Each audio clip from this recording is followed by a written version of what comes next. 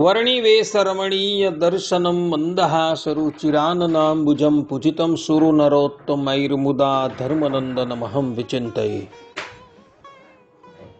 असतो मा षड्गमय तमसो मा ज्योतिर्गमय मृत्युर्मा अमृतं गमय। ओम शांति शांति शांति। अस्मद्गुरु समारंभां नाथयामुनमध्यमां लक्ष्मीवल्लभपर्यन्तां वंदे गुरु परंपरा। આજની જ્ઞાન સભાની અંદર પધારનારા બધા જ ભગવત ભક્તોને વેદાંતાચાર્ય, પુરાણ ઇતિહાસાચાર્ય, એમએ ફિલોસોફી શાસ્ત્રી રાકેશભાઈના હેતપૂર્વક જય સ્વામિનારાયણ। એક ભગવત ભક્તએ મને પ્રશ્ન કર્યો કે શાસ્ત્રીજી, પોતાની પુત્રી પિયરમાં એટલે કે પિતાના ઘરે બાળકને જન્મ આપે અથવા સાસરે બાળકને જન્મ આપે તો માતા પિતા અને ભાઈને કેટલું સૂતક લાગે તથા અન્ય સંબંધીઓને કેટલું સૂતક લાગે, એ વિષય પર આપ થોડો પ્રકાશ કરો। કારણ કે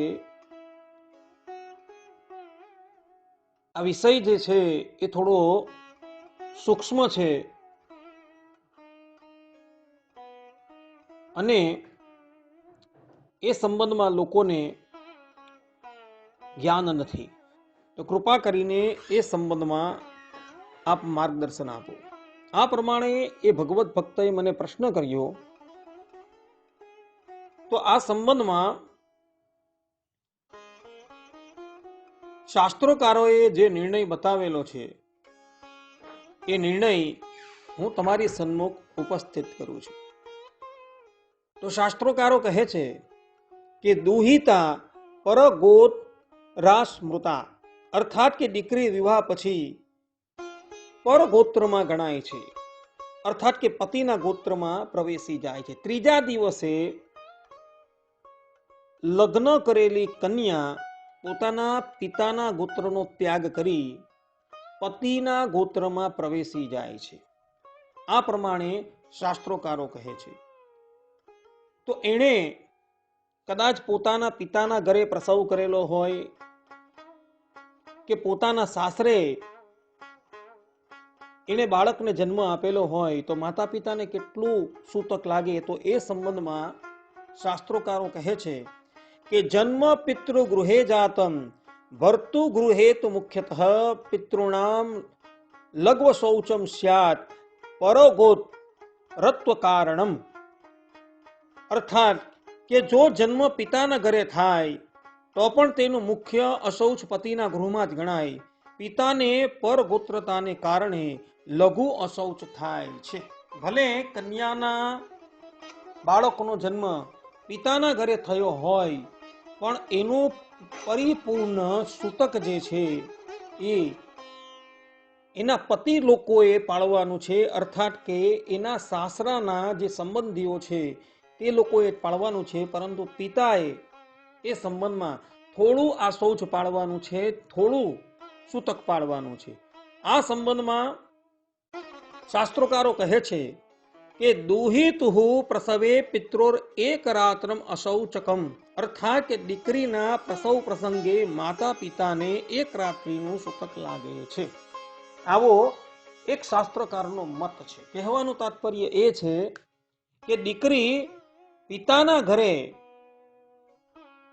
બાળકને જન્મ આપે તો માતા પિતાએ કેવલ એક રાત્રિનું જ સૂતક બાળવાનું છે, એવું એક શાસ્ત્રકારનો અભિપ્રાય છે।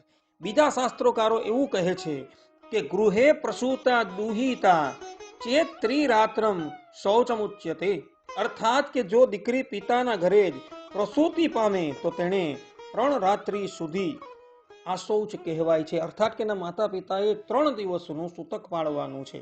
આવું બીજા શાસ્ત્રકારોનો અભિપ્રાય છે। કહેવાનું તાત્પર્ય એ છે કે માતા પિતાના ઘરે પુત્રી સંતાનને જન્મ આપે તો માતા પિતાએ 3 દિવસનું અથવા તો 1 દિવસનું સૂતક પાળવાનું છે, પરંતુ એનાથી વધારે એને પાળવાનું નથી। પોતાની પરંપરામાં જે પ્રમાણે ચાલ્યું આવતું હોય, અર્થાત કે 1 દિવસનું સૂતક કે 3 દિવસનું સૂતક પાળવાનું ચાલ્યું આવતું હોય તો એણે એ પ્રમાણે નિર્ણય કરી લેવો। પરંતુ સર્વસંમત નિર્ણય એટલો જ છે કે હવે માતા પિતાએ 3 દિવસનું સૂતક પાળવાનું છે, ને એ સૂતક કેવલ એના માતા પિતા અને એના ભાઈ લોકોએ જ પાળવાનું છે.